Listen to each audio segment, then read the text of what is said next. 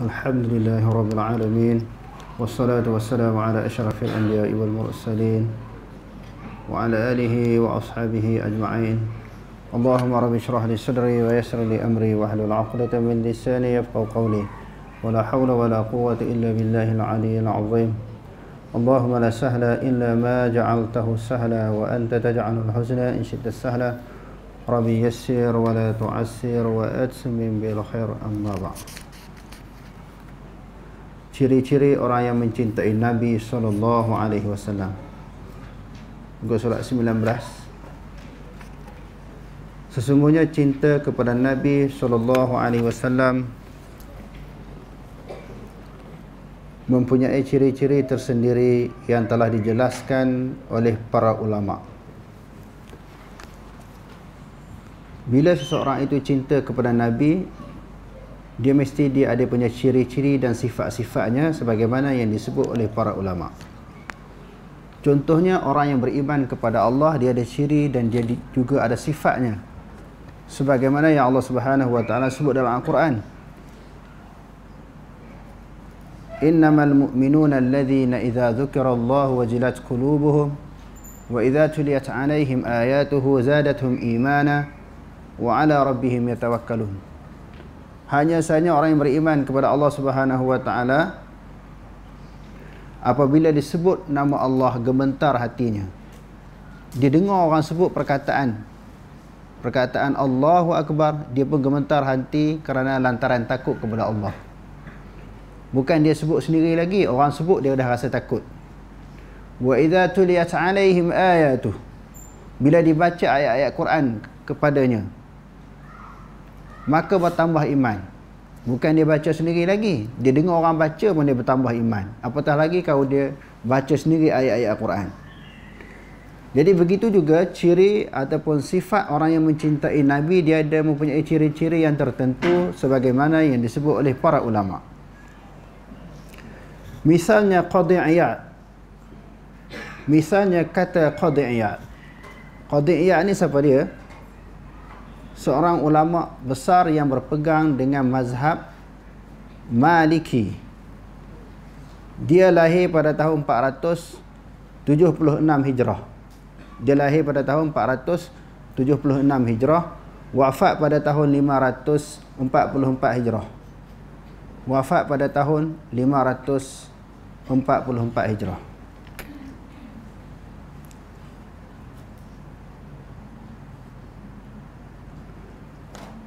Kata Qadhi Iyad termasuk dalam erti kata cinta Nabi adalah mendukung sunnah baginda.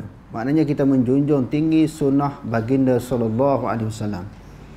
Sesuatu yang dikaitkan dengan Nabi, sesuatu yang disandarkan kepada Nabi, mempertahankan syariat baginda.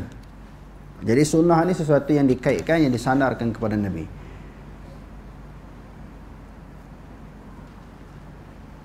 Di antara cirinya juga mempertahankan syariat baginda. Apa yang dibawa oleh Nabi SAW, kita perjuangkan, kita pertahankan tanpa mengubah sedikit pun. Tanpa mengubah sedikit pun daripada syariat yang dibawa oleh baginda. Dan bercita-cita untuk hidup bersama baginda agar berpeluang mengorbankan nyawa dan harta demi baginda. Cita-cita nak hidup bersama dengan Nabi. Tapi tak sempatlah kita. Sebab Nabi SAW telah wafat. Jadi cita-cita kita nak bersama dengan Nabi dalam syurga. Jadi untuk mencapai cita-cita tersebut, kena berusaha bersungguh-sungguh memperjuangkan syariat yang dibawa oleh Nabi, sunnah yang diperjuangkan oleh Nabi. Sebab itu kita tidak boleh mendengar, tidak boleh melihat orang yang cuba pindah, orang yang cuba ubah ajaran yang Nabi bawa. Kita tak boleh terima, sebab tanda kita sayang kepada Nabi. Kita akan mempertahankan sunnah Nabi, perjuangan Nabi, syariat yang dibawa oleh Nabi. Kata Hafiz Ibn Hajar. Siapa pula Hafiz Ibn Hajar Al-Asqalani? Dia lahir pada tahun 773 Hijrah. Dia lahir pada tahun 773 Hijrah. Wafat pada tahun 852 Hijrah. Wafat pada tahun 852 Hijrah. Kalau tadi Qadhi Iyad, ulama besar yang berpegang dengan mazhab Maliki. Adapun Ibnu Hajar Al-Asqalani, ulama besar di dalam mazhab kita Asy-Syafi'i. Imam Nawawi rahimahullahu taala ketika membahaskan hukum-hukum fiqh, dia mengemukakan khilaf daripada kalangan ulama yang berada di dalam pelbagai mazhab. Contohnya kalau dia bahas di dalam Majmu' An-Nawawi ataupun Syarah Muslim, ketika dia mensyarahkan hadis-hadis Muslim, dia selalu sangat kita akan jumpa dia mengenengahkan, mengutarakan pendapat Qadhi Iyad. Walaupun dia sendiri berpegang teguh dengan mazhab Syafi'i, tapi di dalam perbahasan dia mengemukakan sebahagian daripada pendapat yang berpegang daripada luar daripada mazhab Syafi'i. Jadi kalau Qadhi Iyad, ulama di dalam mazhab Maliki, adapun Ibnu Hajar Al-Asqalani dia berpegang dengan mazhab Asy-Syafi'i. Di antara kitab yang dia karang adalah Fathul Bari, syarah kepada Sahih Bukhari. Ibnu Hajar kata antara ciri-ciri cinta tersebut adalah sekiranya seseorang diberi dua pilihan. Sama ada kehilangan sesuatu yang berharga dalam hidupnya ataupun melihat wajah Nabi SAW, maka dia lebih memilih untuk melihat wajah baginda dan meninggalkan perkara yang berharga tadi. Kalau dibuat dua pilihan, antara melihat Nabi dengan kehilangan sesuatu yang bernilai berharga bagi dia, wang ringgit ke, harta benda, anak isteri dia, suami dia. Kalau Allah Ta'ala bagi dua pilihan, contohnya malam ni bermimpi Nabi dengan kematian suami, nak pilih yang mana? Malam ni Allah Ta'ala takdirkan bermimpi Nabi dengan kehilangan isteri, nak pilih yang mana? Tuan-tuan pilih yang mana, tuan-tuan? Kalau Allah Ta'ala kata malam ni isteri tuan-tuan mati, tetapi gantinya melihat wajah Nabi di dalam mimpi. Malam ni suami semua meninggal dunia, diganti oleh Allah melihat wajah Nabi. Tuan-tuan pilih yang mana? Saya nak tanya tuan-tuan bagi satu jawapan je. Tak berani bagi tak? Maknanya mati isteri. Doa malam ni betul-betul, ya Allah Tuhanku, andai kata kau memberi dua pilihan kepada aku, sama ada mati isteri aku ataupun suami aku, dengan melihat wajah Nabi, aku nak lihat lagi wajah Nabi dalam mimpi. Doa bulan Ramadan ni Allah Ta'ala makbul. Tuan-tuan berani tak doa macam tu? Seorang tak berani nak jawab. Berani tak mimpi? Berani tak doa macam tu? Samrah. Doa punya doa makbul. Doa bulan Ramadan ini, isteri mati atau suami mati, tak dapat melihat wajah Nabi dalam mimpi,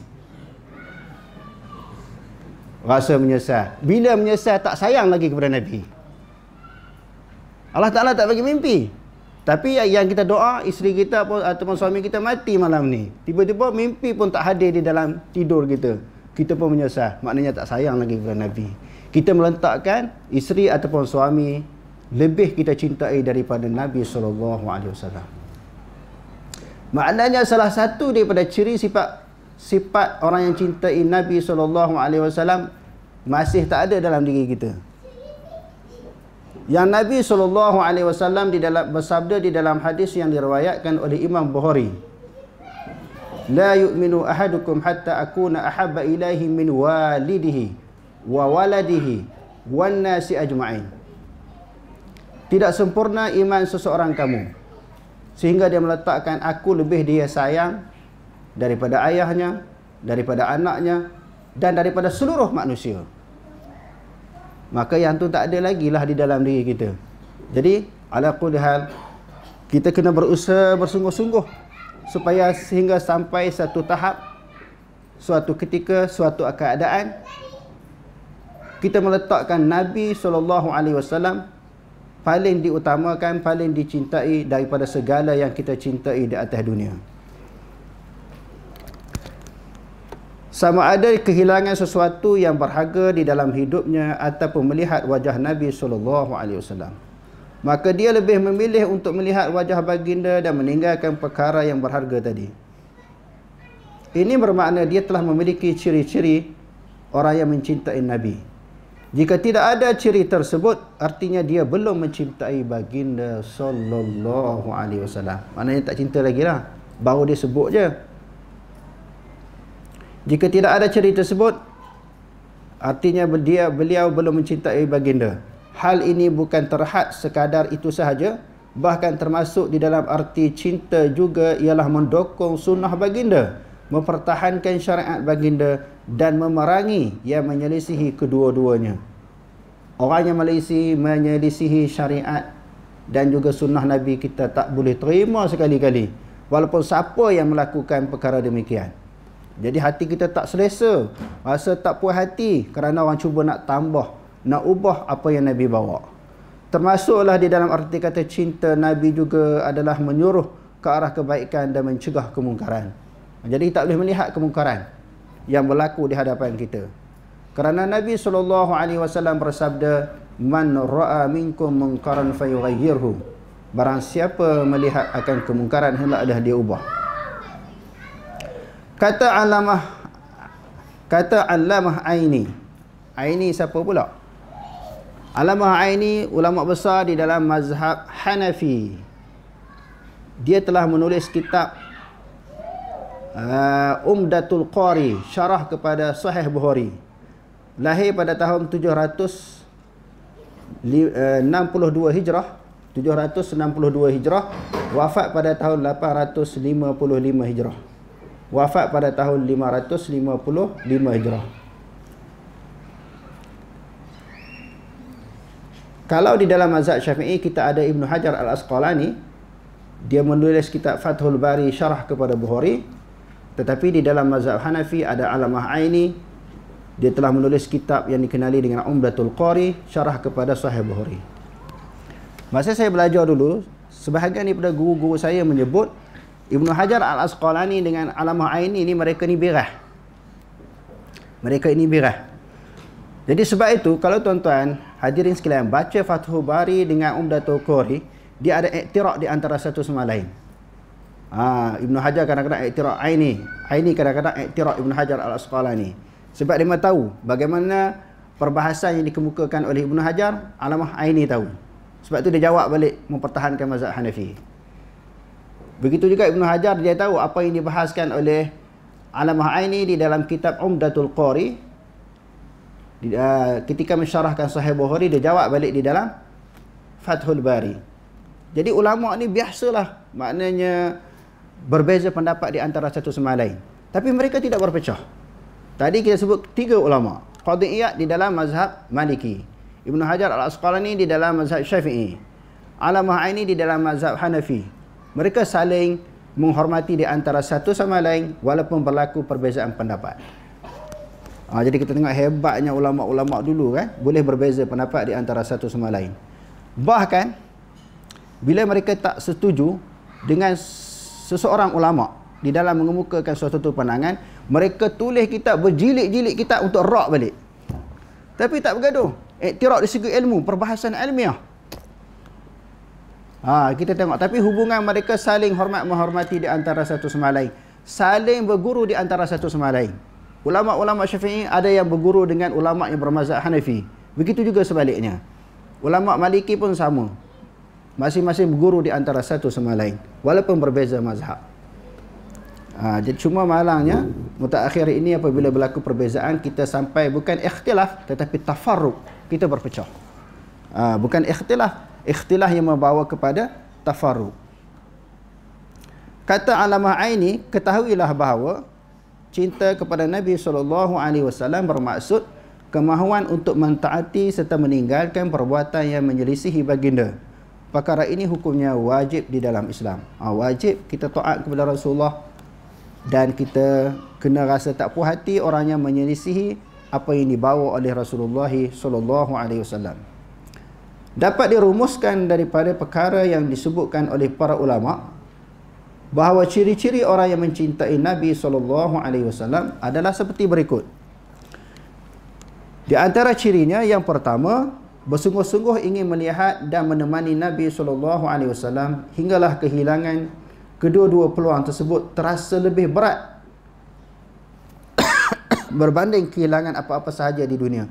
Kalau kita rasa benda apa yang kita sayang di atas dunia, hilang benda yang kita sayang itu lebih ringan nak dibandingkan dengan kita tidak sempat bertemu dengan Nabi ataupun melihat Nabi. Yang kedua, membuat persediaan rapi agar dapat mengorbankan nyawa dan harta demi Rasulullah. Ni sanggup tak sanggup kita?